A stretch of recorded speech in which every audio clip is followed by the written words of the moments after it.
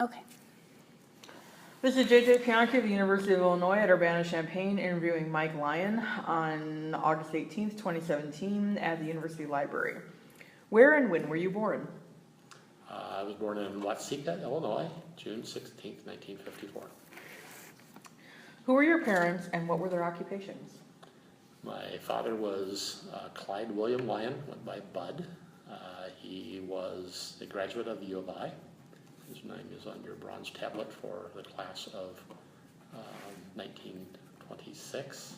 Graduated from the U of I, bronze tablet at the age of 16. He worked most of his career at Chanute Air Force Base, had a variety of professions prior to that. He also was an officer in the Navy, World War II. Mother was Betty Charlotte Hall Lyon, and she was a graduate of Illinois Commercial College, which used to exist on First Street and Green. It's subsequently become a grassy knoll that is no longer the grand school. But she served in a variety of secretarial positions and met my father when he was the business manager of the Athletic Association here. They started dating and got married, and then I showed up. So I'm a dad. There you go. Do you have any siblings? No, they were both onlys, and I'm an only. Spoiled rotten, from two spoiled rottens. What were you doing before you entered the service? Failing at college. I attended Illinois State University and was pre-med. Was doing relatively well until I took my eye off the prize and my grades deteriorated so that I was no longer straight A's, which meant I could not go to Tulane.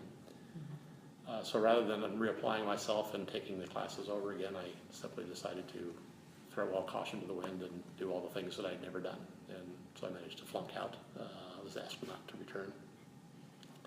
And my father wisely scooped me up and took me down to the recruiter's office and said, "This is where you need to go, young man." And as a result, got my GI Bill, got all done, got out, went back to school, finished my bachelor's, got 2 more master's degrees. So it worked out, but not the path I would recommend for others.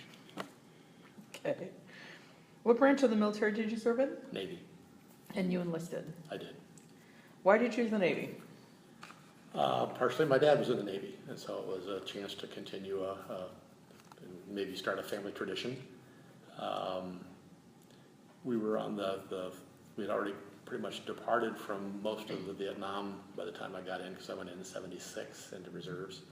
But all my friends that went into Army and Marine Corps died. And so Navy and Air Force were usually safer venues to get your military training and experience, and they had a more challenging academic program. And so I went into the Navy nuclear program to try to take the most advantage of the education. So when you say that your friends that went into Army and Marines died, was it Vietnam that did it? Yeah. So what happened when you departed for training camp and during the early days of training? What was that like? I had an advantage because I was older, so I was 20, almost 21 when I went in. So I'd been around the horn a little bit more than the average 17-year-old that might be there. So I understood a little more of what they were doing and why they were playing some of the games. But it was learning the routine, learning to keep your mouth shut, learning to not speak back. Sorry. Simply learning, what are the paths to success and how do you make it through this with the least amount of discomfort, because the boot camp was made to try to tear you down and build you back up. It was very physical back in those days, so you very quickly learned that you don't want to step on the wrong side of the line because it was painful. Do you recall your instructors, and if so, what were they like? There were some that were quite good, quite nurturing. There were others that were the stereotypical Marine Corps drill sergeant that sang beautiful cadence. There is nothing quite like learning cadence and marching to a Marine drill instructor. Nobody else does it like it. I mean, what's the song? Nobody does it better. Marine Corps DIs know how to call cadence. And when you actually figure it out and men that don't have rhythm can manage to speak and step together. It's a lot of fun. Some of them were abysmal people that simply enjoyed picking at things. And so I remember one boot camp experience where we had nothing wrong. So they inspected a group of 80 men and found nothing wrong with us, found nothing wrong with our quarters, so they went through and destroyed the quarters. And we came back after having passed all of our inspections to find the beds were everywhere, the mattresses were not where they were, your clothes were intermixed everywhere. It was just simply things hanging from lights. It was simply to prove a point. You aren't in control. And you just simply learn to do what they tell you to do and move on. And that's kind of the core to military transport, is they can move a lot of people in very little order and very orderly, that you couldn't do if you had people that are questioning and wondering and wanting explanation. You simply do what you're told. So. Gotcha. Did you receive any specialized training, and if so, in what? Tons. So my MOS was was for nuclear power. So basically I got an undergraduate degree in nuclear engineering from them. So besides learning how to split atoms and control them so they don't go boom, and I was a machinist mate was my subspecialty. So you have electricians, instrument and control technicians, and machinist mates that all run the engineering spaces. So I was the guy that ran the turbines and rebuilt turbines and went to diesel schools and went to air compressor schools and got a lot of HVAC training on top of the nuclear training. So yeah, I took advantage of every moment they gave me a chance to learn, and I came out with a huge set of skills that allowed me to come work at Illinois Power, and I went from entry-level person, and I also learned how to teach. They liked what I did and kept me at a time where they had huge enlistment classes coming through and not enough instructors, so they kept me behind at nuclear power school to help teach. And I leveraged that to teach not only in commercial nuclear power, but I taught at Parkland for 12 years. So yeah, Navy was very good to me. So when you said you did tons of specialized training, was it like all at once and then you were sent onto a ship? And so how we've talked to quite a few people who are like, oh, it was 7 weeks, it was 2 months. How long were you at it? 24 months was Navy Nuclear Power School. So you did a year in the sunny confines of Orlando, Florida. Not bad duty. And they're taking a year off your enlistment while you're doing this. So you went to engineering school from 7 a.m. until 5 p.m. Got an hour off to go eat lunch, and you were in instruction in class all day. I mean, it was so it'd be 7 hours of contact instruction lecture. So heat transfer, fluid flow, thermodynamics, nuclear physics, math, chemistry, HVAC, biological effects of radiation, etc., and weekly exams in each of them. So you didn't just study one, you studied them all, and you took a test each week. You had to maintain a passing average of 2.5 on a 4.0 scale to progress. If you were below 2.75, you got to come in for extra study at night for 4 hours. So that meant you were there 11 hours a day. Your barracks was right there, and they fed you right there, and they gave you everything you needed. So that was year one. That was intense. And then so we had, I'll remind me attrition rates when we get on. You finished that, and then you went to a prototype.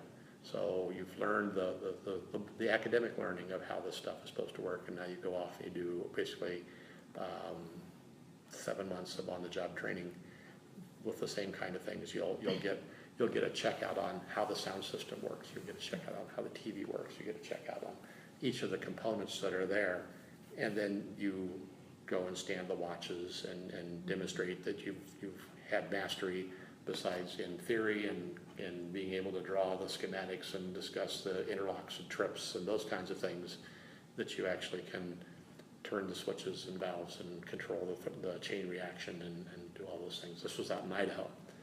And it was those again had progress checks each week, that if you didn't make the right progress, besides your 2-hour bus ride each day and 10 hours there, you got to stay extra and study there. So they had a way of making you a captive audience to try to help you succeed. So at the end of that, you had oral boards. So you went in front of 3 other people that had finished the qualifications as instructors, and they quizzed you. It was everything from your first day of training to your last day of training. Well, before you went to Florida, you were either an electronics or an electrician or a machinist mate. You did those A schools first, which were another 4 months probably in training. So at the end, we graduated, and so my class was 7709, so we were the 9th class in the year 1977. And from inception to get to Orlando, and then from Orlando to make it out of there and to make it through Idaho Falls or upstate New York or Mare Island, at a 90% attrition rate. So it lost a huge number of people along the way. So I was one of the 10% that managed to make it through. So Good job. then after that, when I was deployed to the submarine, I went to welding school, I went to air conditioning school, I went to high pressure air compressor school, I went to diesel generator schools, and those were all from a 1 week to a 1 month course that then I could come back, and if you're deployed and your evaporator that you make water with breaks down, well, I can turn the lathe and make the parts and fix it so that we don't have to come off mission and you can still have water to drink, types of things. So it was all very good. Huh? I can't say enough about the quality of the instruction and the education that I got from it. It was top notch. I went from being a CD math student coming in. I was not in. They had 12 sections in nuclear power school.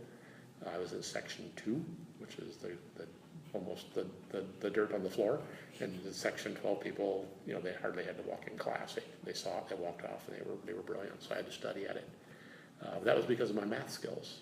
All sciences are is applied math. So if you can't speak French, you don't do well in France. So I managed to find a lieutenant. But his name wasn't Dan. But I found a lieutenant that actually figured out how to get inside of my head and turn the switch to understand math. And I went from being a CD student in math to I taught math. I did calculus at SIU while we were at Illinois Power. We had a on-class program. Did calculus for 3 weekends and got an A. So I mean, it's amazing when you can find the right instructor that can figure out, so what is it this person needs to turn that corner? So, Nice. too chatty, I'm sorry. I'll be briefer. You're fine. You're doing great. How did you adapt to military life, including the physical regimen, barracks, food, and social life? I think easier again because I was older. The physical part was harder for me because I was not a runner, a push-up guy. So I struggled at boot camp. I was in sunny Orlando, Florida in the early winter of '77, and we had been issued our pants and our shirts and our hat and gloves, and it snowed.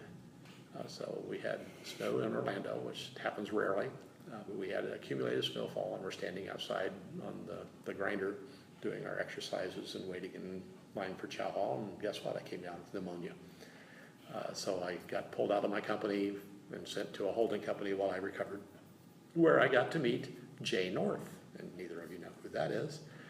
But if you watched really, really old Nick at Night stuff, there was a comedy that was on called Dennis the Menace.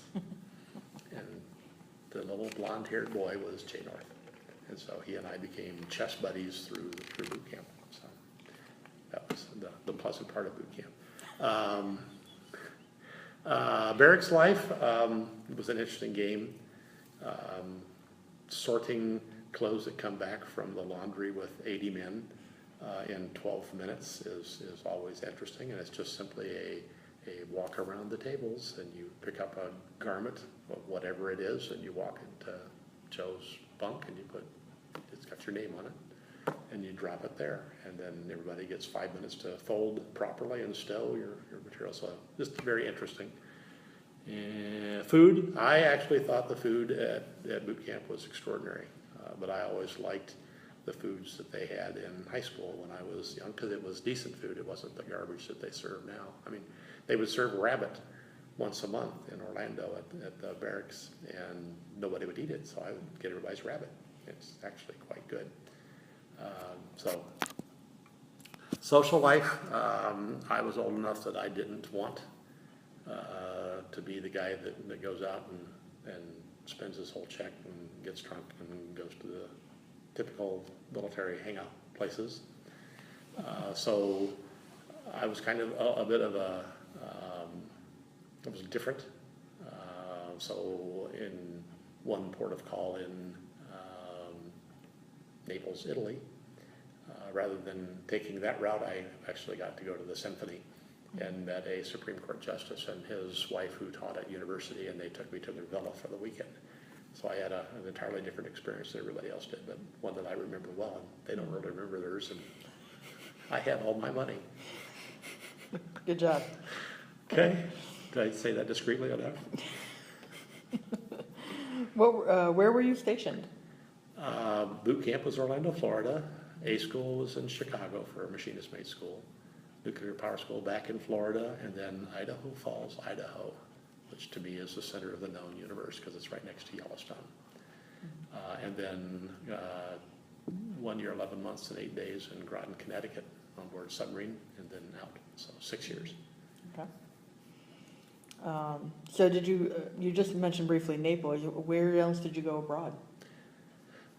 Naples was a port of call, but we couldn't pull into a lot of places because we were nuclear powered, and so they don't want you in their port, but they want you to defend them. Submarines traveled alone and not with the fleet, so when they all pulled in on port of call, we were typically floating around under the surface outside to make sure the bad guys didn't come in while they were enjoying themselves. So Naples was my port of call, and La Maddalena, which is off the coast of the football, off of the boot of Italy, in Sardinia. And we also pulled in on the Gold Coast. Gosh, what was the name of that? Not Florenza. Went there on leave. Oh goodness, I never thought I'd forget the La Spezia. Yeah, La Spezia. It was just fabulous. Gold Coast of up at the very top of Italy, where it connects up with France. Lovely. Scared the hell out of us as we pulled into port. A lone submarine pulling into an Italian port, and as we cross under their territorial line coming into their harbor, they fire off one of their cannons over the top of us. It was meant as a salute, but that all wet our pants because we were imagining we were being shot at. So. Remember, there was paranoia going on during the Cold War. A little bit. Yeah. So only the Med? All the Mediterranean. Only the yeah. Mediterranean? All the rest of my oceanography experience was never on shore. You would leave and go for the Arctic Circle to cross the equator to go down by the bottom of Africa, and you would see them through the periscope. The world looks like this. But we didn't get to pull in very often. Just before I joined the boat, I had the option to fly over and meet them in Perth, Australia. Why I didn't, I still don't know. But they had 3 days. 3 days that they saw Australia, and then had been gone for 9.5 months. So submarines are only useful if you don't know where they are, so they don't get to come in very often. So when you were on the submarine, were was it basically moving around a certain duty station area, say the Atlantic, or was it just like everywhere? We were based in the Atlantic Fleet out of Connecticut, but they did deploy globally. So prior to my joining them, they did what's called a Westpac, where they come in, and instead of taking the shortcut through the canal, because that shows where you are, you simply head out like you're going to go to the Mediterranean, and you hang a hard right and go to the bottom of the earth and come around the bottom of South America, and then zip back up and show up in Australia. And it confused the Russians greatly. And, well, how'd they go there? So they would do sleight of hand so that they don't know where you are, because typically a fast attack boat will leave port ahead of a ballistic missile submarine boat, and we would take parallel paths. And so we would go to ultra quiet while the ballistic missile submarine would pass us. We would slide in behind them and take over their sound structure by running equipment that is identical to theirs. They would go to super quiet. They would peel off and go wherever they were going around the globe, and we would steam for 2 or 3 weeks, acting like we were them, so that the Soviets would follow us, and then we would reveal ourselves. They go, oh shoot! So that was the cat and mouse game that happened in the 70s. So you were on a nuclear-powered submarine, but you were not a nuclear weapons-bearing submarine. We did not have the traditional number of ICBM missiles in the vertical silos, but we carried a complement of nuclear-tipped torpedoes that are basically meant to destroy aircraft carriers and the fleet that's around them. So yeah, we were still nuclear both ways. Gotcha. And they've since reconfigured them. The people that are on them now, they fire the Tomahawk cruise missiles out of, and those have both capabilities. So what were you, so I mean, you didn't see any combat, but what were your duties? I mean, you talked a little bit about being a machinist mate, and you know, what did you do on the boat? So our job was, we made it habitable and comfortable for everybody else. So if you were in a submarine, we typically would think of, there's 4 classifications you think of when you think Navy. So you have the people that are on the top of the water and the people that are under. We call them targets, and they call us bubbleheads. So you know that's one camaraderie that goes back and forth, but it's friendly talk. And then on a submarine, you have what we call nose coners, people that are on the front half of the submarine where all the business is done. And then you have engineering spaces in the back, and nukes ran the engineering spaces. So machinists, mates, electricians, ICmen were back here, and we would take the nuclear cycle. It makes the controlled fission process makes the water hot that goes through a heat exchanger so that the nuclear materials are all kept together. We boil water that's on the other side that's no different than your tea kettle.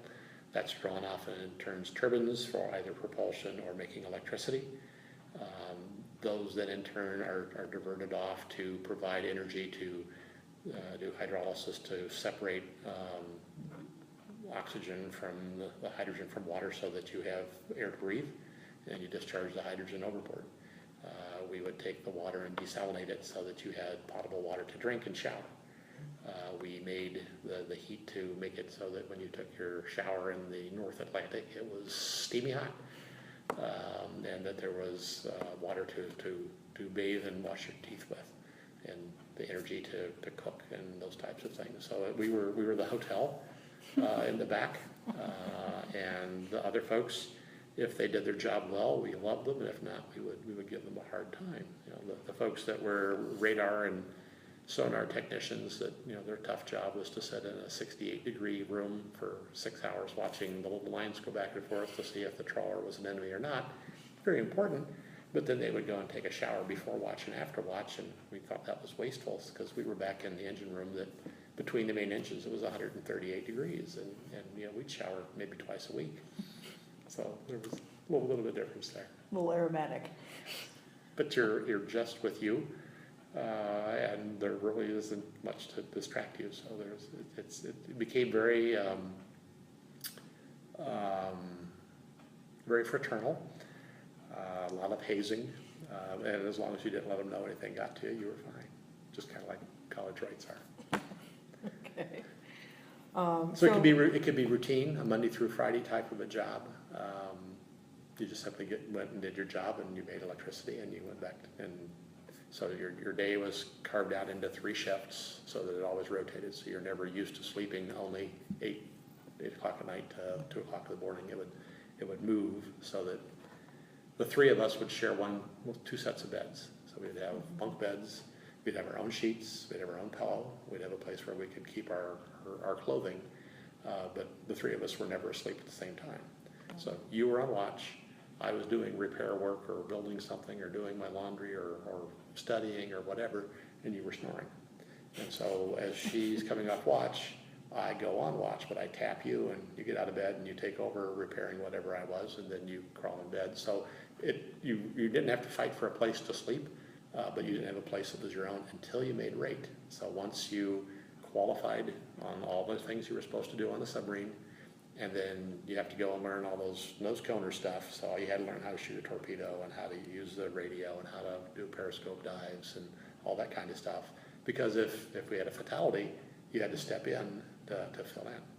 But, so once you qualified and got your dolphins, your qualified submarines, and you were senior enough, you got assigned your own bed. So it was motivation. So let's get it all done so that you get to play.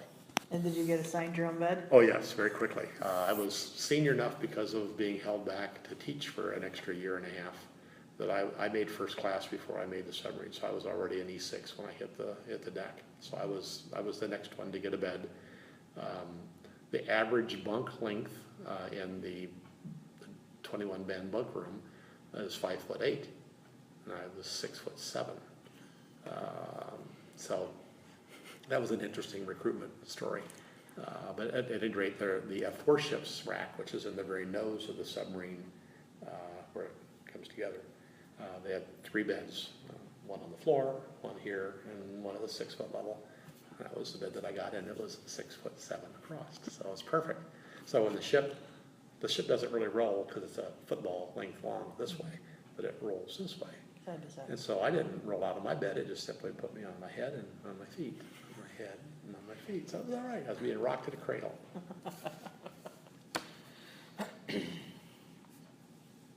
So when you were tooling around on the boat, obviously you did drills, things like that. Mm-hmm. You don't want fire on a submarine is bad. Very. Was there ever any times where there was an emergency? Whether that was playing tag with the Russians or something didn't go well with one of the systems? I mean, how did that go? So I was lucky. All the casualties that we had, we were successful at handling, so they were reasonably benign. Right after I left, they had a fire that was bad enough that they lost 2 people. So yeah, fire is the worst, flooding second worst. I was there for a flooding exercise that was not an exercise. Typical things you'd have a hot torpedo that would run that isn't supposed to, and it has gases that are explosive and deadly and that kind of thing. We'd have those, and you simply handled them. But the flooding was probably the worst. We had just left port from Connecticut, departing for just a 2 or 3 week run. And when you're in port, you do a lot of maintenance. So we had taken apart all the heat exchangers where they have the hot steamy part coming through it that gets condensed, and then you have ocean water that runs through the tubes. So you come in and you use high pressure water to lance the tubes so that they're clear and you get good heat exchange. And over the course of a year and a half, mussels and yolk gets in there. And so when you do that, you have these drains on the bottom that they open up, and you drain the water out as you clean it up, and you get it all done, and you button it up, and off you go. So we had done all those things, and you go out your first cruise, the first few days, are to shake the thing out and make sure everything works the way it's supposed to. So you work at a variety of depth and speeds and angles to put it through its paces. And so we're out, and in the typical deployment, you get on board and everybody's a little bummed because you're leaving families behind and you're not going to see the sunshine for a while. And it was before, we were still in the cassette days and 8-track days and the big Betamax things for movies and reel-to-reels for movies. So the entertainment wasn't nearly like it is now. So we were a little bummed, and so what you typically did, if you weren't on watch, you went to bed, because you can hide from everything for a few days while you get numb to the fact that, well, here we are. So you're laying in bed, been out just long enough. We've cleared the continental shelf, and we've dived about an hour and a half after we submerged and dived. Flooding alarm goes off. It's like a fire alarm. You don't want to hear that. And so flooding alarm goes off. And the people that they always have on watch the first leg of that shakedown are usually your most senior folks. So we have a senior chief, it's an E7, who's called the chief of the whole boat, and so he was on the dive panel. And so that's your most senior faculty member, if you would. Been there, done it all, not 19. And he comes on and said, "Station reporting the flooding." report your location, because there's no tag when you pull the fire alarm. The hallways don't tell you it's in this wing, so you don't know where it is. Sirens are going off, sirens are going off, sirens are going off. You're laying in bed going, come on, guys, this drill's not now, because they drill all the time. He comes back on, and it's obvious that this isn't a drill. There's fear in his voice, and the submarine is doing this, where it's going the wrong angle. Station, pulling the alarm, identify your location, comes out 3 more times with fear in his voice. Okay, so by this time, this is not that long. This is probably 15, 18 seconds, because they condition us to be Pavlovian, so we run to the scene of the location rather than away from it, because if you don't stop it, you die. So you can't run away from it. So there's lots of boys and getting out of bed and throwing on a pair of shoes and running back aft to figure out. So we open up the hatch to go aft, which is right behind the middle part of where the sail is on the top of the submarine. And we're met with a wall of fog, water. It's droplets, it's not liquid where it's running on the floor yet. By this time they lit off the emergency drain pump that moves, oh my God, I want to say like 8,000 gallons a minute of water. They're going to do the best they can to pump it out. So we run back, and you can't see anything because it's just a dense fog where this water is vaporized. And so they're blowing emergency ballast tanks to drive to the surface, and they're running the engines as fast as they can to get it up and jettisoning as much water off to maintain some semblance of buoyancy. So it was exciting. Long story short, we survived. Obviously. I didn't have to swim for the surface. And it turned out that it had been an improperly cleared set of tag outs. So you reposition valves into a position and you hang a tag on it that says these were open. And so when you clear it, you put them back in the position they're supposed to be in, which is closed. And apparently the lab that had cleared them, when you can put a valve on its back seat all the way open hard enough that if you touch it, it feels like it's closed. And that's what he had done. He had left 8 of these drain lines off the bottom of the main condenser. So 1, 2, 3, 4. So it must have been 2 more sets of condensers off of low pressure turbines or something to be 8. But there were 8 valves that were about this big around that had enough mollusk debris and junk sitting over them that when they refilled, they pressed down, and when we got to a deep enough pressure, the pressure from the water weight outside dislodged them, and then you had an open line communicating with the water outside of the submarine. So it very understandable how it happened, but boy, that was scary. So that's my closest brush with anything that isn't classified. Yeah, please don't share classified material with us. Can't go there. Good. Can't go We don't want to know. Yeah, shoot, you seem like a really nice person. So. Well, thank you. What else about submarine life? I mean, was there anything particularly interesting that stood out about being on the sub? It's a fraternity like any other that you grow very protective of one another, very close to one another. There's only 128 people on board. You know them inside out. You haze them until you find their breaking points, and if you find it worthy enough, then you still go there. Mm-hmm. But it's definitely a trial. They test everybody to see, can I count on you? Are you going to run back after the flooding alarm goes off, or are you going to cower in your bed? Mm-hmm. So it's a little cruel. Not everybody passes. We had one young man that crumbled within a week of deployment, and they airlifted him off at the Canary Islands, and he was discharged. It was just not right for him mentally. Because it's a harsh environment to not see the sun and be deprived of all the normal things. And unlike the surface ships, there's no sunrises and sunsets. There's no semblance of really day or week other than someone tells you it's now Sunday. It would be church services, but we serve 4 meals a day, and you can tell when it's breakfast because eggs are predominant. But other than that, you don't know. And it's not for everybody. It was a fabulous place as a psychology major to study human interactions. I was going to say, how did you handle the mental pressure? I mean, you just said that you had to airlift somebody off because they cracked. Yeah. And I mean, when you deprive a human being of natural light, natural air, All those kinds of things. It does do interesting things to the mind. It does. Everybody gets sick the first week you're out. So whatever you had, I get, because you're breathing and eating in the same environment. And then after the first month that you're out, nobody gets sick. There's no new germs. It's amazing. Well, you know, we would watch silly movies and memorize all the lines off of the silly movies. We would watch. They would take these old Betamax tapes and they would record episodes of TV shows that you watched ashore, and you would simply watch them a million times. You played euchre. Oh my God, you played euchre until the cows came home. You had studied to make rate, but once you've advanced as far as they let you, that had diminishing returns because you can't test 3 levels beyond where you are.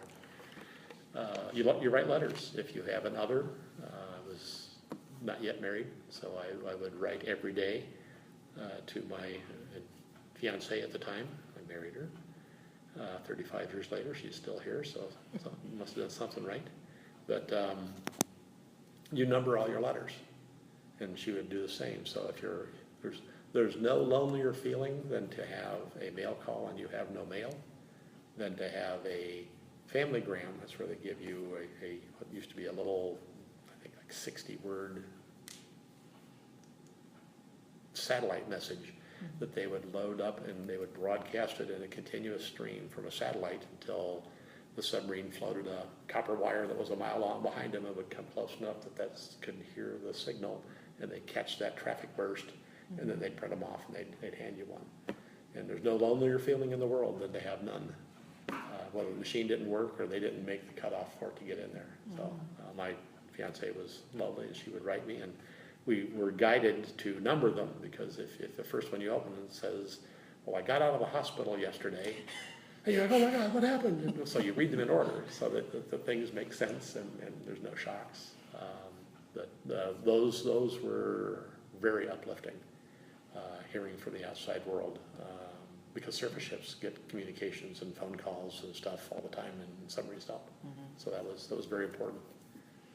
So you were talking about how mail was so important. So before you had talked about being in Naples for shore leave. When you did service and go on shore leave, wherever it may be, did the mail catch up with you? Was that hopefully the idea? Anywhere we pulled in, as long as the Navy had a clue that you were going to go there, and it wasn't an emergency type of a situation. And then even then, they do their best to deploy it. Everything was waiting for you. So we looked for 3 things. We looked for whoever had the mail bag to make sure it made it in the boat. Wherever the fresh fruit was, because that was like gold. I mean, when you've got fresh fruit and fresh milk, there's nothing worse than when you switch from real eggs to powdered eggs, and you switch from real fruit to it's all in a can, and then you go to the freeze dried, and so yeah, those were gold. So stores load, 128 men, doesn't matter whether you're the captain or whether you're the newest person, you're on the deck of the ship going down into the hold, and you're up the ladder and on top of the subtender, and you're all passing cases of food, and you load the ship. So yeah, those are very important. When you pull in shore, though, if you've got an other at home, it's before cell phones, before satellite phones, so it's all pay phones. So back then, a $380 credit card bill for making phone calls home for 2 weeks in Italy. That's how you live. You call at midnight at 7 o'clock in the morning or 7 o'clock at night here, and you hope to God you can catch them before they have to leave, because you don't want anything other than to hear the voice. What kinds of friendships and camaraderie did you form while serving, and with whom? Very, very tight friendships. When you went ashore, you had each other's back. You watched out for each other. You made sure nobody got silly in trouble.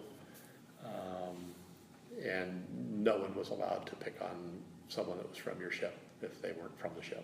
I mean, you could always eat your own, but no one outside has that right.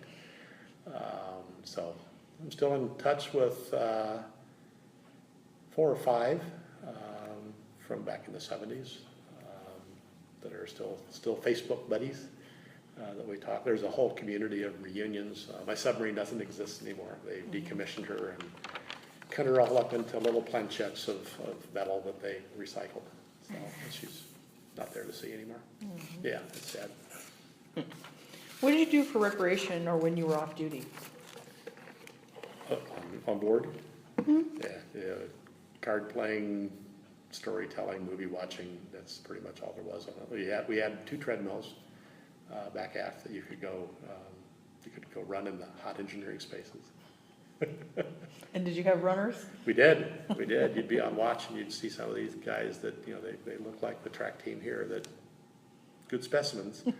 And they'd get on this treadmill and then you'd set up a fan in front of it and they'd start running and you see the runners high across their eyes and they'd be in the zone and they'd run for 20, 30 minutes at a time. And I don't know how they did it. It's a hot room. But there were some that was their coping. That's how they made things work. When you were in the service, did you read for pleasure, and if so, what? Very much so. The whole Dune series came out while I was in. The whole Edgar Rice Burroughs' John Carter of Mars series was out then. Shogun was new, and they actually made a movie while I was still in that was interesting to catch when you were ashore. But reading all those books were big. So I'm trying to think, who else did we read?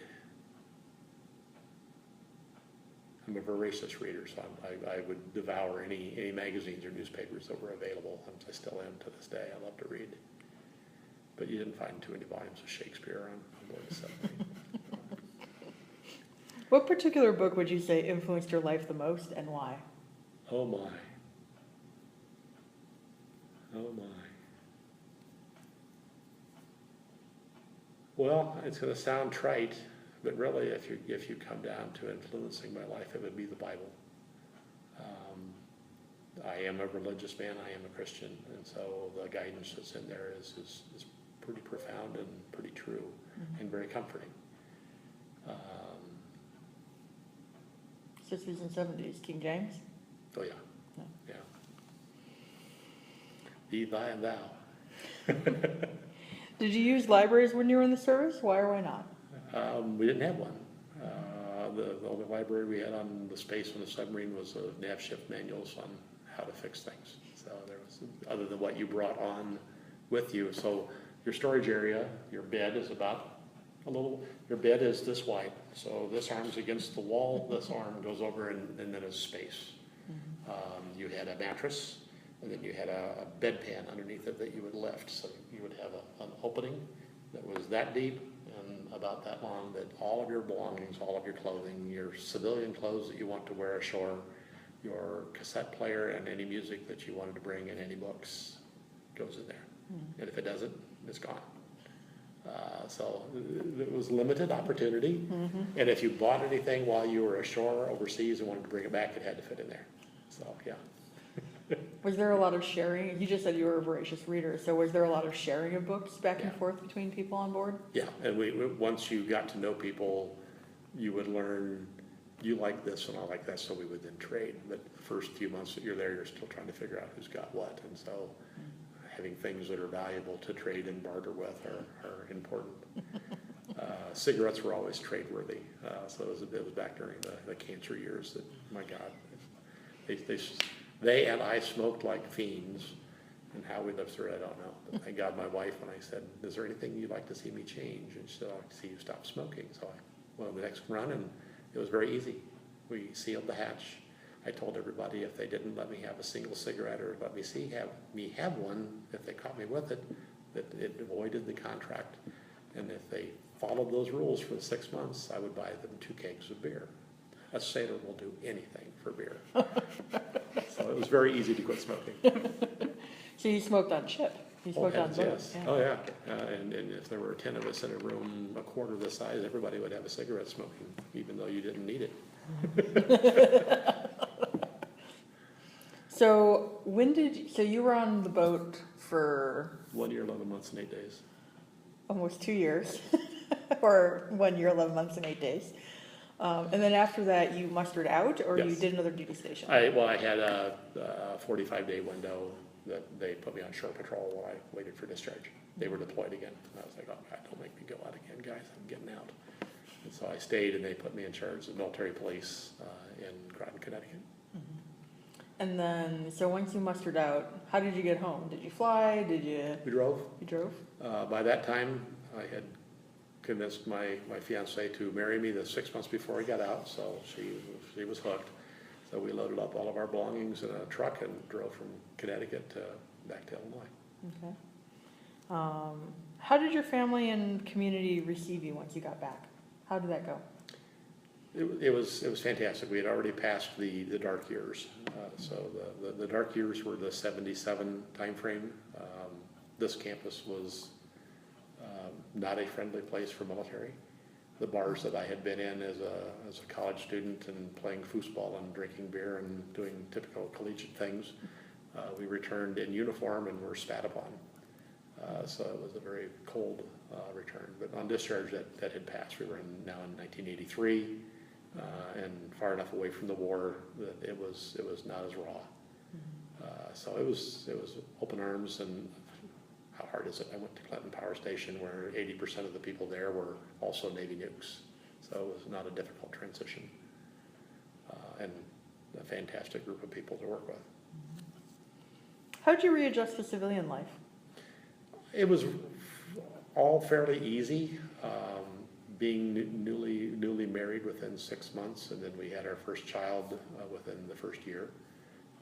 That was a harder transition than being a civilian, but I can remember, and my wife and I talked about it yesterday, kind of one night of panic before getting ready to go in and do my first classroom instruction at Illinois Power.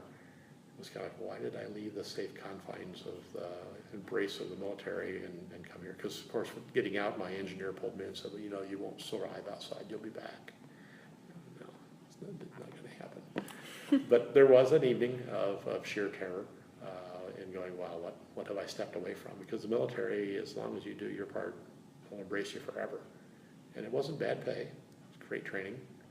But the separation was why I got out, because it's Navy deployments and families are not conducive of one another.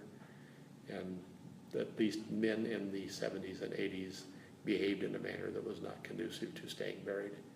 And I wanted to beat those odds. So don't hang out with people that do things that are stupid. Well, and you beat them because you've been married to her for 35 years. Good job. Yep. Have you remained in contact with or reunited with fellow veterans, and if so, who? Well, my best friend from Bootcamp all the way through, Eric Marcantoni, Cruz, let's see, he's Puerto Rican. Eric Marcantoni is what he went by, but in between Eric and Marcantoni, there was Cruz Del Toro in there also. But anyway, he and I are still buds. We went through Bootcamp together. We went through A school together, machinist mate school. We went through nuclear power school together, and then we separated at prototype. They had 3 prototypes. They had 2 submarine hulls out in Idaho and 1 aircraft carrier. He did the aircraft carrier, and I did one of the submarines. But we were roommates. And then we parted ways. We've not seen each other in person since. We see each other on Facebook, happy birthdays, things like that. Okay. Are you a member of any veterans organizations, and if so, which? Nope, none. What have you done since separating from the military? Educationally, I got an associate's degree because I just had this massive 4 years worth of college that didn't add up to a degree from being asked not to return. So I got an associate's, and then I got a bachelor's, and then I went on and have a master's in psychology. The bachelor's is in nuclear engineering, and then I got an executive MBA in '96 from here. I worked at Illinois Power from '83 until 2000. Started off as a entry-level instructor and finished as assistant power plant manager. I was in charge of all the operators that ran the reactor. Left in January of 2000 and came to U of I to find a way to eliminate the 2 hours worth of drive and the 15 phone calls at night and the 70-hour work weeks that were going as part of the recovery of Clinton, and then having to middle school age kids and my wife working, it wasn't fair to her. She was carrying everything. So we tried to find a better balance. So I came here, started off as a quality assurance technician sitting in a basement on a computer. But they fortunately saw that I had some potential, and I think they kind of knew that when they hired me. So within that first year, I was the director of administration and finance. For the power plant? No, here at the U of I, and in university administration, and then moved on from there to be vice president of computer operations. I Banner. I'm responsible for both its installation and I ran it. We have to have a chat. Okay, I didn't write it, I said I just run it, but I'll be happy to. So I worked, the principal data centers in Chicago and the backup data centers in the basement of Henry. So I would be here typically 3 days a week, typically in Chicago 2 days a week, swing through Springfield once in a while, but we closed that data center in 2004 and moved it to one of the other two so that we could simply consolidate resources. Much like running a power plant, I ran the data center. So that, God forbid, you had to go to Banner, you could at least hopefully register or get paid or matriculate your diploma. I don't think you probably care so much about paying vendors and things like that, but my job was to try to make it, when you turned the light switch, it ran. And so that's how we tried to approach it. So if the systems crashed on New Year's Eve, I got my team out of bed and we'd fix it and have it running before you came back in, and you never saw that it didn't work, hopefully. Besides that, taught at Parkland for 12 years, human resource management. Ran a photography studio that was my own. It was a boutique in the southeast Urbana. The sign still hangs out there for 11 years, Lyon Photography, catchy name. I ran scoreboards for the U of I for volleyball, track, women's soccer, and football. During the Bears trip down here with the new Jumbotron that the Bears paid for, I made that transition and ran the systems for that. Quit when my son went to college so I could go be on the field and take pictures of him playing football at college level. And I volunteer about 30 hours a week right now. So I'm on Clark Lindsey board. This is my 11th year. I go off next year, so 12 years with Clark Lindsey. I've worked with the Champaign-Urbana Fire Department as a thing called Emergency Support Services. So we come out after the fire's out and scoop the family up off the curb and get them into a hotel or hook them up with the Red Cross or whatever to help them rebuild. Sheriff's Department for Champaign County Search and Rescue. Firearms instructor for the University of Illinois faculty and student programs out at their Tactical Training Center. Master gardener from the U of I Extension. Yeah, that's it. That's me. Do you ever sleep? Oh yeah, I think I got 4 hours last night. You're making me tired just thinking about it. So you've been very busy. As a veteran, have you ever used your local library? Why or why not? Oh yes, yeah. I use this library and I use both the Champaign and the Urbana libraries. I'm an Urbana resident, so I have to go there first. Champaign has a much nicer facility and a much richer collection. And I still love coming here because it keeps me connected with the university. I'm goofy. I still like card catalogs, and I still like to walk through the stacks, which I know are not natural acts. As a veteran, are there programs or types of books available at the library that you enjoy more than others? No, I'm not venue specific,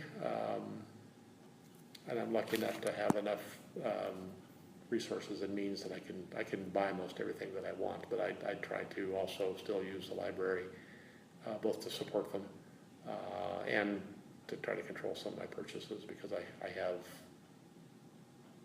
a wall that size with a set of oak bookshelves from a church with sliding glass windows that are overflowing.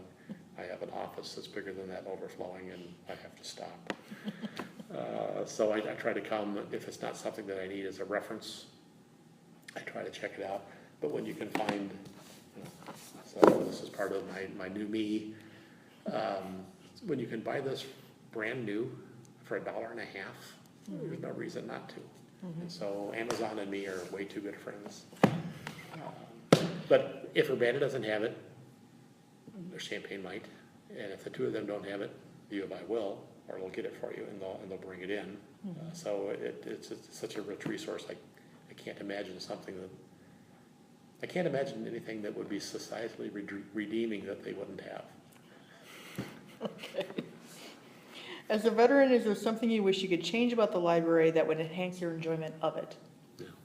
No, I find them warm, welcoming, engaging. God, they've added caffeine.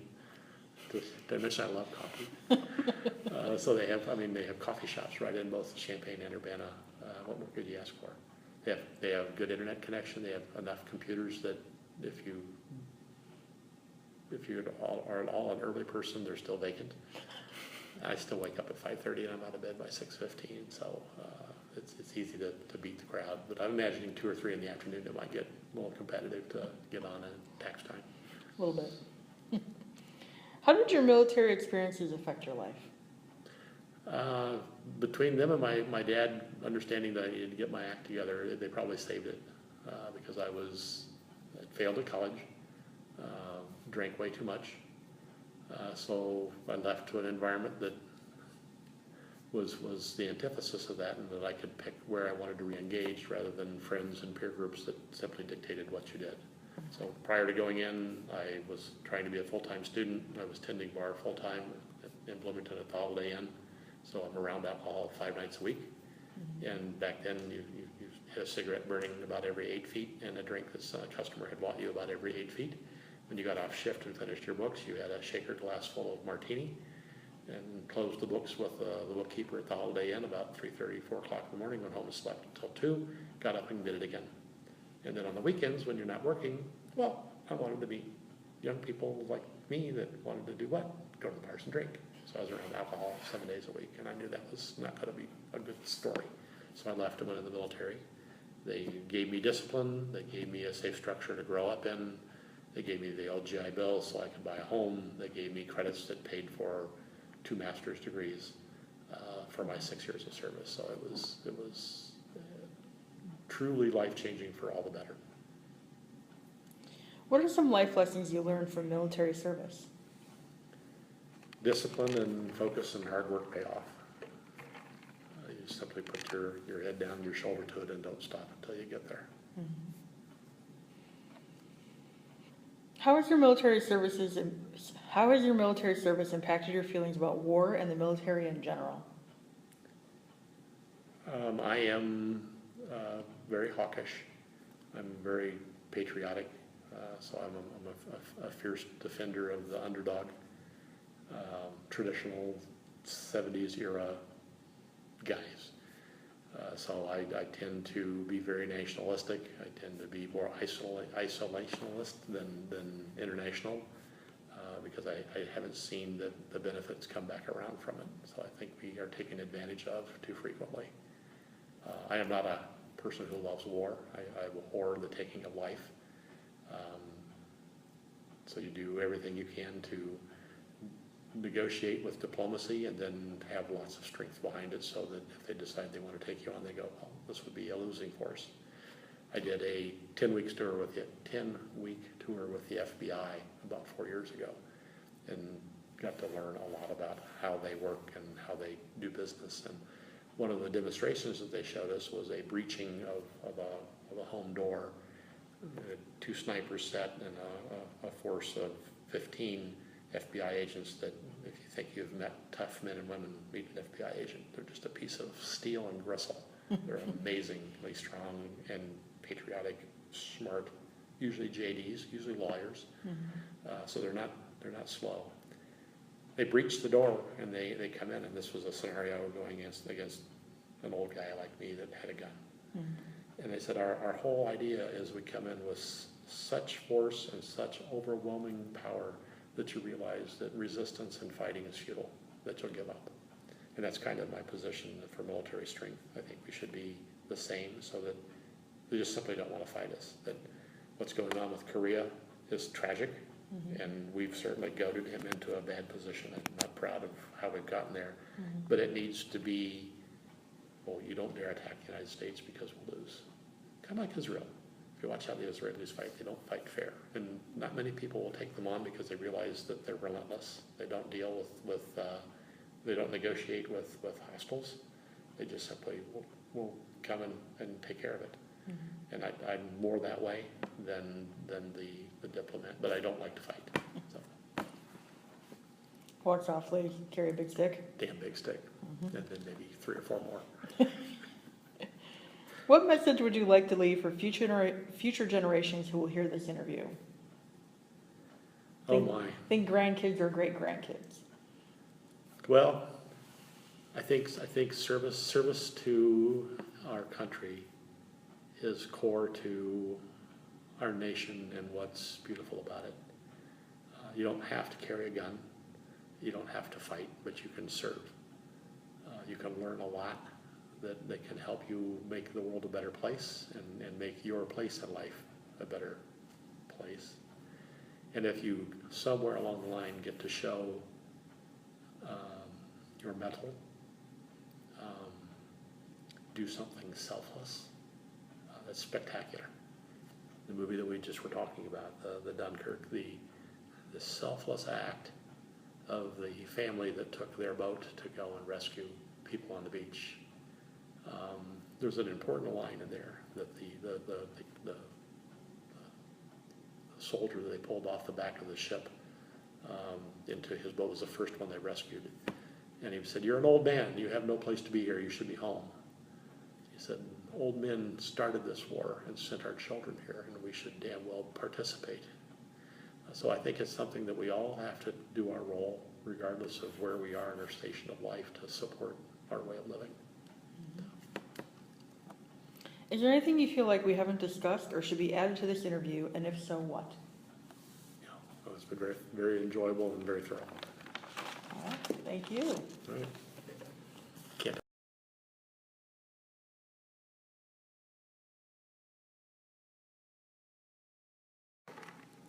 All right. Mike Lyon talking more. So the question I didn't say that I said off tape was, the only thing you didn't ask was what's your one negative thing that happened to you? And I had a bad experience at Machinist Mate A School in Great Lakes. It was a Saturday morning. It was a group of 4 of us that had a common barracks room, and we were waiting in line for lunch, and then we were going to go to the botanical gardens because we thought that would be interesting to see. We'd never seen it before. And silly male play, fraternal play, hazing, got out of control, and somehow I ended up in a circle of 35 men with a fight going on when I was a participant with my roommate. And I'm standing here with a Bic lighter, and he has a knife in his hands. So it was not where I expected to be. So, one watches enough movies, it's very simple to disarm someone. You simply reach underneath and you grab their hand and you take the knife away from them. So I moved in to take the knife away from him because I sure as heck didn't want to get cut. Because it wasn't fun. I thought it was just kidding, and it wasn't. This was for real. And unfortunately for me, he apparently had seen that episode in the movie and decided, instead of holding the knife in an upright position coming out of the top of his hand, he would flip it over and have it pointed down the bottom as my hand comes up to grab his wrist. So technically, I impaled myself on his knife. I said he stabbed me, but I think if you watched the movie, you would say I was really dumb. So next thing I know, I'm looking at my left hand with a knife hole going in right there and coming out right there. Doing this. So applied pressure point. I played drop kick me Jesus through the goalposts of life with his little boys, and walked myself to the med call and walked in, and the corpsman said, "Why are you here?" And I got blood all over me, and I said, "He cut an artery." And he goes, "That's impossible. You have no arteries in your hand." And I said, "Okay." So I took my hand. Every time my heart beat, it sprayed all over his desk. Covered up, covered up, covered up, covered up. So I went in and covered it up, and they took me back and put in 4 there and 3 there. As a result, I can't do that, and it's still numb up here. So there's my negative story for my military So you experience. have nerve damage in your thumb. Yeah. And so the kid, I did not press charges, but they took him out of the barracks and sent him away that night. And this was the 3rd of July. So 4th of July I spent with a bandage and a sling. So that's my only negative story At Great Lakes. at Great Lakes Naval Training Center. All right.